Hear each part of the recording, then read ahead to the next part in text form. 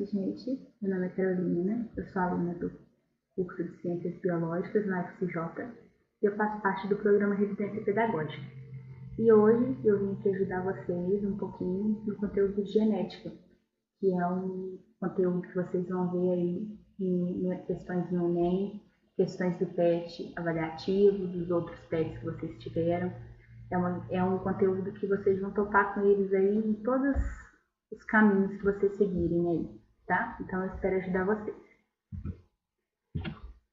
A genética, ela estuda principalmente a hereditariedade e a variação das características. Nenhum indivíduo é igual ao outro, e é essa variação que a gente estuda. A base do estudo da genética são os genes, são eles os responsáveis por essa variação. Então, a base do estudo da genética é o gene e como esses genes são herdados do nosso pai, da nossa mãe. O estudo da genética começou com os trabalhos de Mendel, que era um monge austríaco que viveu entre 1822 e 1884. Ele realizou uma série de experimentos com plantas de ervilhas e ele mesmo analisou os dados obtidos. Mais tarde, esses conhecimentos do Mendel vieram a confirmar que as bases da hereditariedade. Então, quando Mendel começou os estudos dele lá no mosteiro, em 1860, ele não tinha conhecimento nenhum sobre biologia celular, sobre DNA, sobre RNA. Então, tudo que ele descobriu foi através das observações que ele fez. Ele não tinha um embasamento teórico que pudesse vir a confirmar os dados que ele estava obtendo.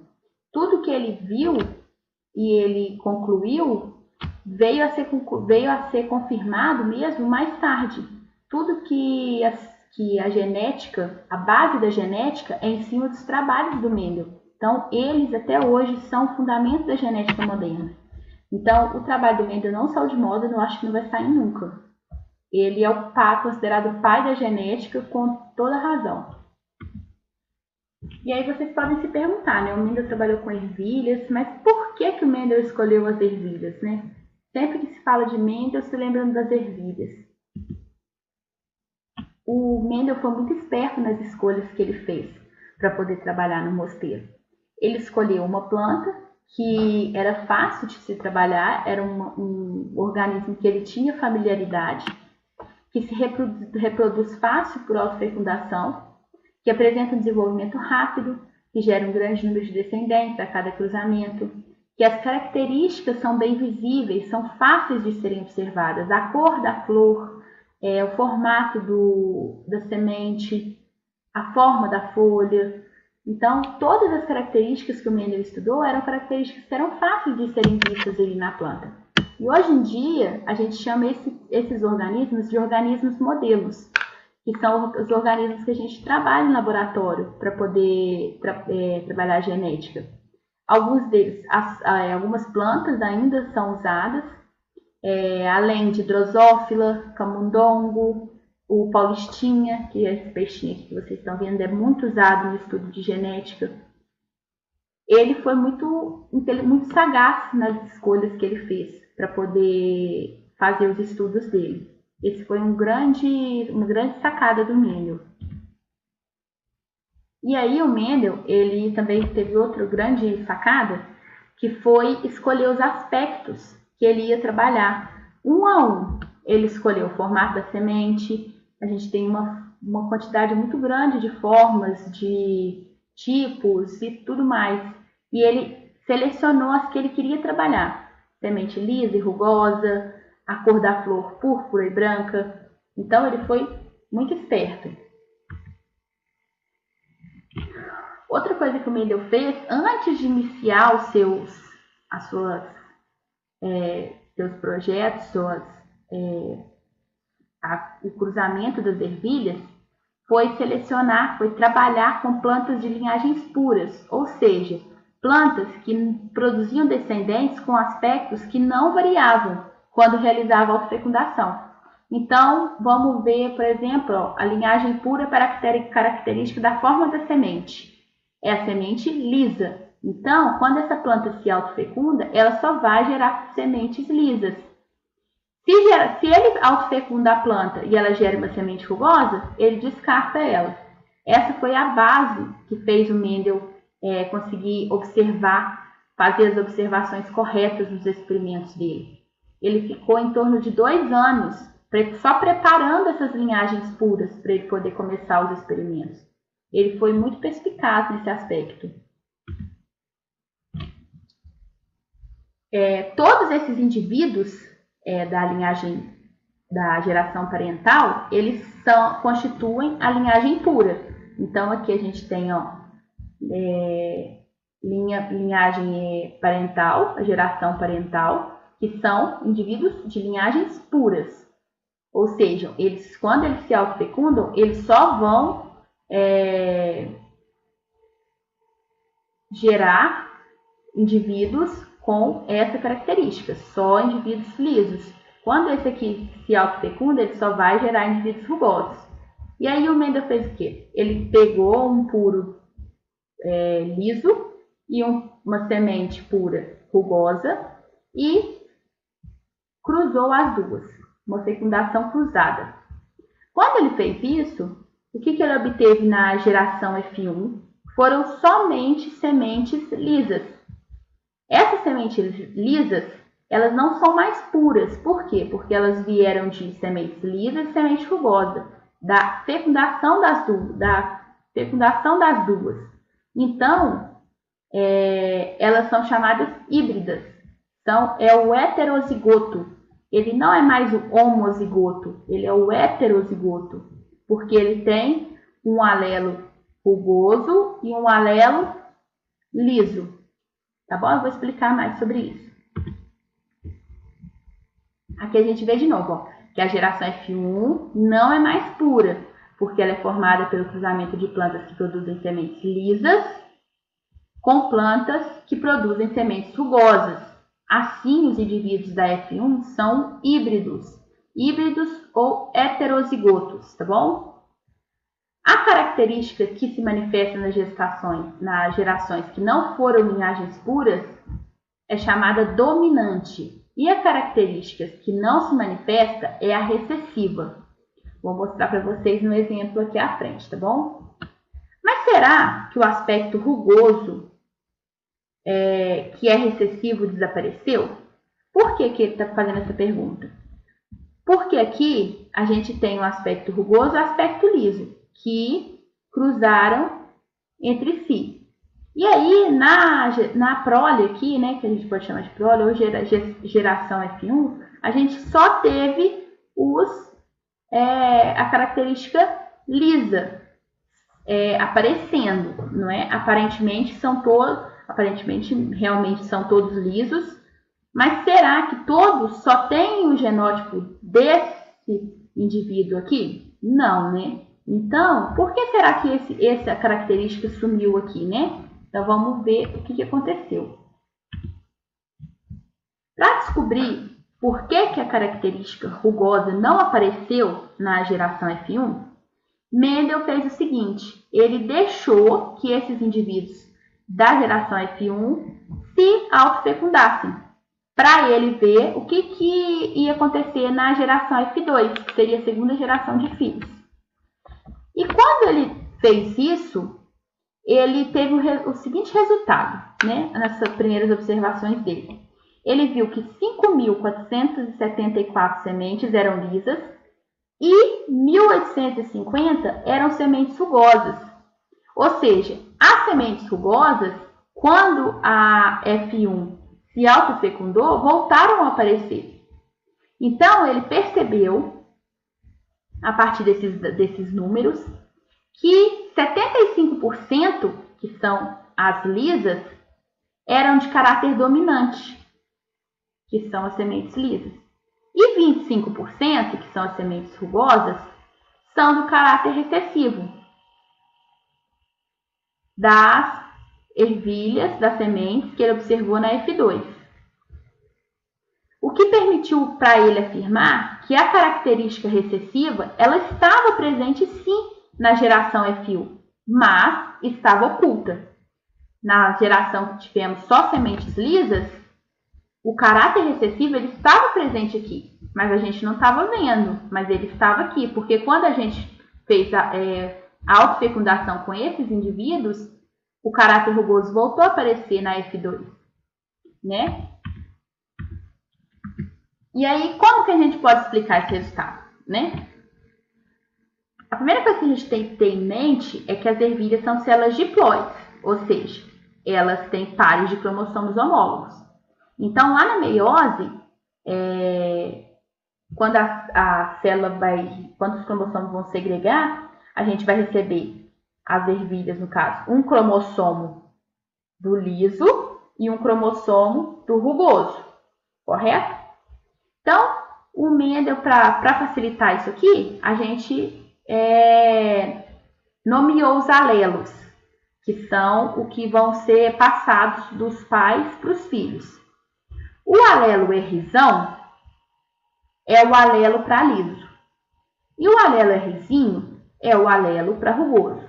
Então, na semente lisa, a gente pode ter Rzão, Rzão, o Rzão, Rzinho e o Rzinho, Rzinho. Então, a gente tem 3 possibilidades, 3 possíveis genótipos para a gente poder estudar, que são esses 3. Esse daqui é o dominante, o Rzão, Rzão. Aqui ele é dominante porque ele está com um alelo recessivo, então manifestou o Rzão, que é o liso. E só quando ele está em monozigose recessivo aqui, que a ervilha vai ser rugosa. Vamos ver como é que isso acontece. Bem, aqui a gente tem a geração parental, que são os de linhagem pura. Um puro Vzinho, Vzinho, que é recessivo, monozigoto recessivo, e um puro homozigoto dominante. Quando a gente faz o cruzamento entre os dois, a gente vai ter um Vzão vindo deste amarelo, um Vzinho vindo deste verde. Então, a gente vai ter amarelo, porque o amarelo é dominante, o Vzão é dominante em relação ao Vzinho, na geração F1. E aí, a gente vai fazer o quê? A gente vai deixar eles se autofecundarem. Ou seja, esse indivíduo vai se autofecundar. Vai ser um Vzão, Vzinho com um Vzão, Vzinho. E o que acontece na autofecundação quando a gente faz isso? A gente vai ter um alelo Vzão vindo desse, um Vzão vindo deste. Um Vzão vindo deste, um Vzinho vindo deste. Um Vzão vindo deste, um Vzinho vindo deste. E um Vzinho vindo deste e um Vzinho vindo deste. Então, quando a gente tem a F2, que a gente vai voltar a ter a semente rugosa aparecendo aqui. A semente rugosa, que no caso está representada em cores. Mas vamos continuar falando da característica rugosa, sementes lisas e rugosas. Então, a gente tem, 1, 2, 3. 3 quartos de sementes lisas para 1/4 de semente rugosa. Que é a mesma coisa de falar que é 75% lisas, 75%, 25% rugosas. Tá? E aí, aqui tem a definição do termo homozigoto e heterozigoto. Homozigoto é uma linhagem pura, é o Vzão, Vzão, o Vzinho, Vzinho, tá? E o heterozigoto é o híbrido, que é o Vzão, Vzinho, o Rzão, Rzinho, tá bom? Então, aqui, a gente tem essas denominações, que são muito importantes, saber o que é o homozigoto e o que é o heterozigoto. E aí a gente tem outra característica, outra definição muito importante aqui, que é o fenótipo. O que é o fenótipo? O fenótipo é o aspecto, é a característica que está ali que o indivíduo está manifestando. Por exemplo, os genótipos Vzão, Vzão e Vzão, Vzinho condicionam o fenótipo semente lisa. Vamos ver aqui, ó. O genótipo, vezão, vezão, aqui. Vezinho, vezinho, condicionam semente lisa, tá bom?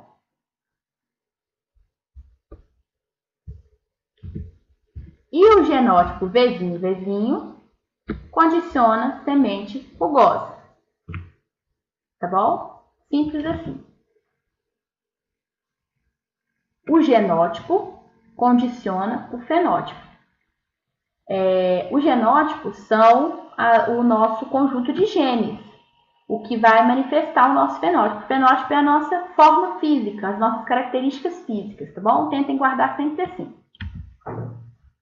E quanto à geração F2, né? Então vamos ver aqui de novo sobre a geração F2 para ficar bem claro.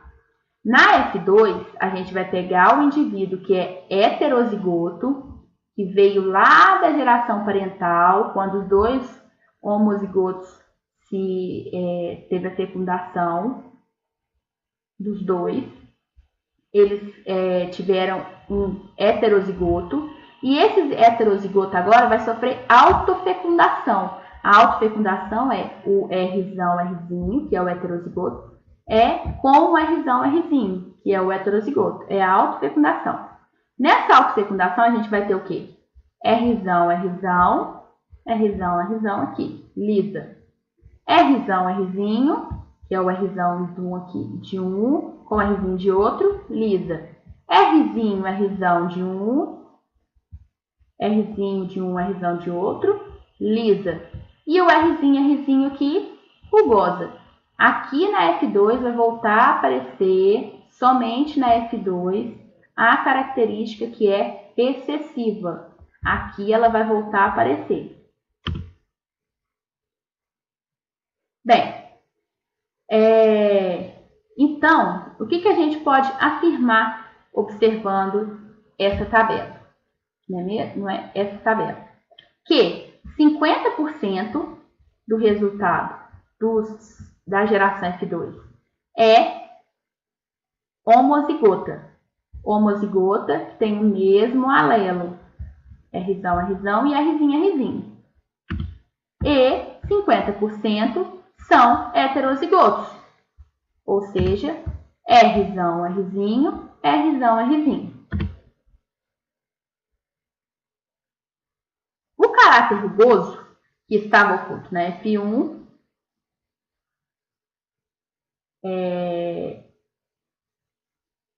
constituído exclusivamente por plantas híbridas, para o caráter forma da semente, do genótipo. Então, é o que eu já tinha dito aqui, né? O caráter que estava oculto na F1, que era a forma rugosa da ervilha, da semente, ela volta a aparecer somente na F2.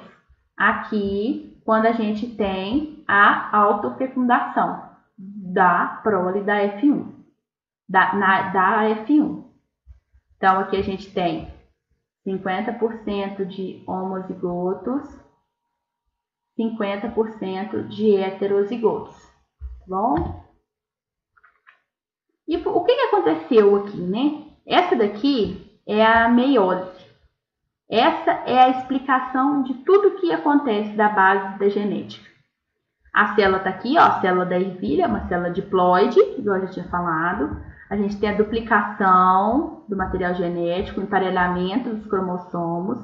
E aí, a gente vai ter a formação dos gametas. Um cromossomo para uma célula, um cromossomo para outra célula. Ó, um cromossomo, aí a gente vai ter, ó, um gameta Rzinho, um gameta Rzinho. Um gameta Rzão, um gameta Rzão. Então, quando esses gametas forem segregar lá na meiose, na formação dos gametas, aqui vai vir um Rzinho, aqui vai vir um Rzão. A gente vai ter um indivíduo Rzinho, Rzão. Tá bom? E aí, hoje em dia, a gente pôde descrever melhor a primeira lei de Mendel, que é definida como determinada, né, por um par de alelos. Cada caractere é determinado por um par de alelos. Cada característica nossa é determinada por um par de alelos. Porém, os gametas possuem apenas um desses alelos, ou seja, podem transmitir somente uma informação genética para essa característica. Então, hoje em dia, essa é a melhor definição da primeira lei de Mendel. A gente vai segregar um gameta, um alelo, outro alelo, um par de alelos. Porém, a gente só vai transmitir uma característica. Porque se a gente transmitisse duas, eu transmitisse duas, vamos supor, e o meu marido transmitisse duas, a gente ia ter 4 cromossomos ali.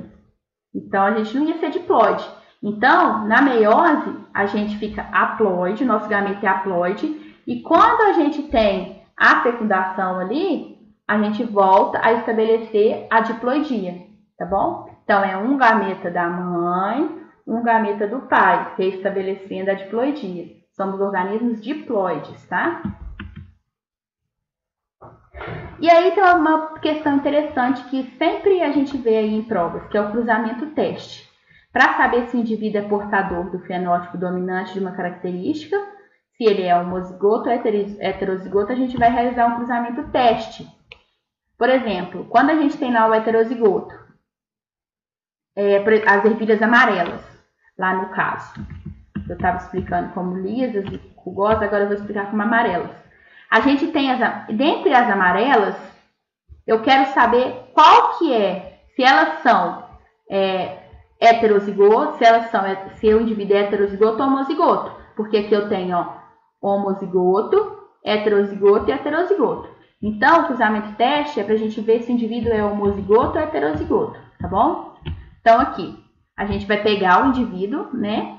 Que a gente não sabe se é Vzão, Vzão, ou Vzinho, Vzinho, ou Vzão, Vzinho. E a gente vai cruzar com o recessivo. Vzinho, Vzinho, Vzinho, Vzinho. Se a gente tiver metade, metade, 50%, 50%, a gente vai ter um heterozigoto. Então, a gente sabe que aqui é um Vzinho.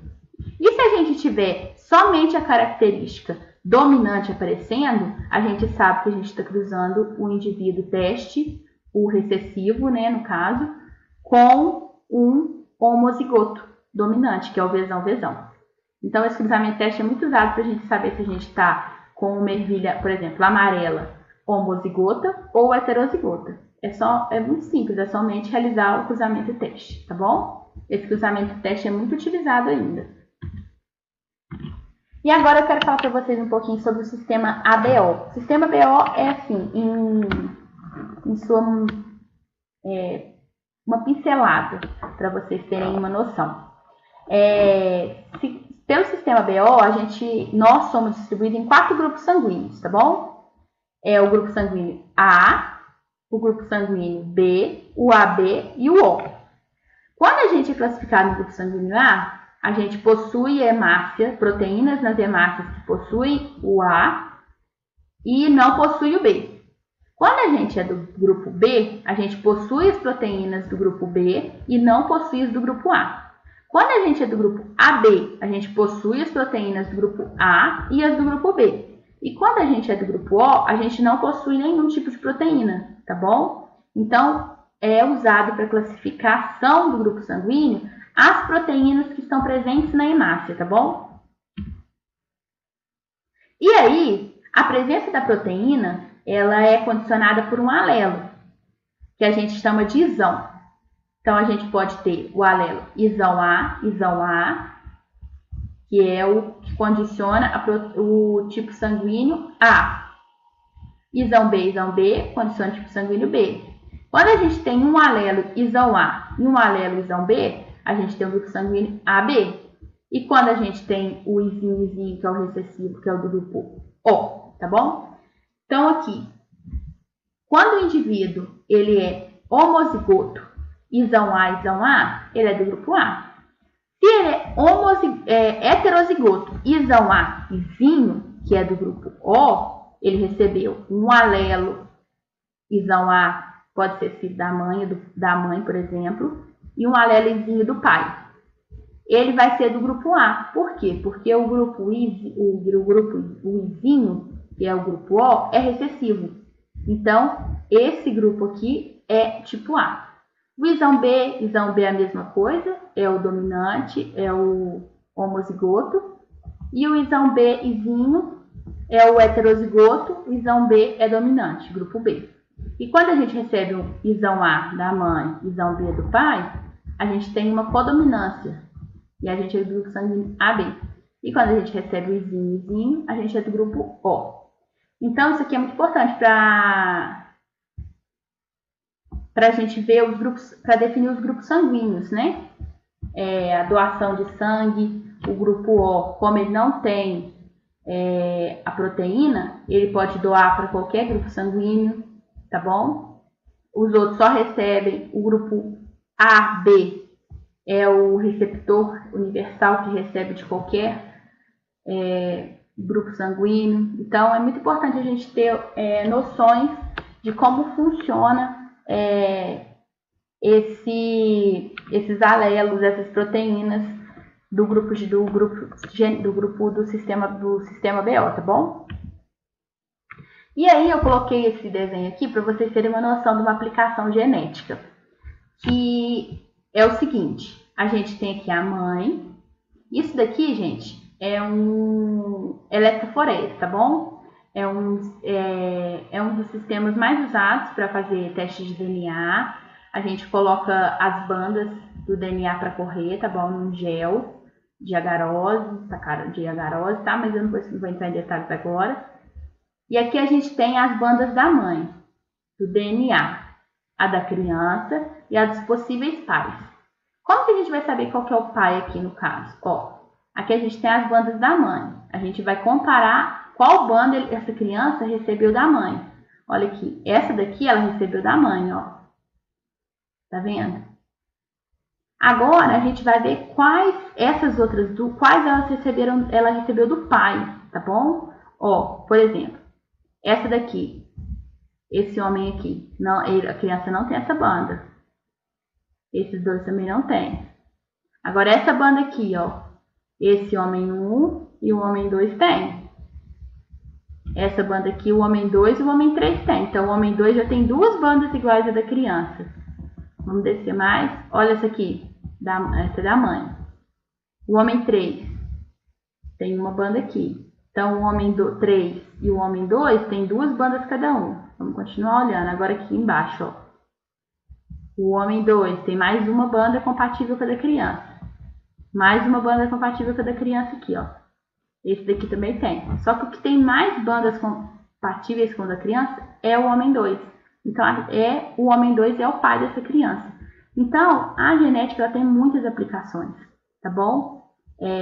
Quanto mais a gente estuda genética, mais a gente aprende genética, mais aplicabilidade a gente vê que a genética tem. Então, hoje eu queria deixar esse recado aí para vocês estudarem. A genética é muito bacana, tá? É um pouco assim, tem muita informação, tem mesmo. Mas eu espero que vocês tenham gostado e que ajude vocês nos exercícios que vocês têm aí pela frente, tá? Qualquer coisa, é só entrar em contato. Depois eu deixo meu e-mail, meu telefone, tá bom? Para vocês poderem entrar em contato com qualquer dúvida. Muito obrigada pela atenção. Beijo, grande abraço. Tchau, tchau.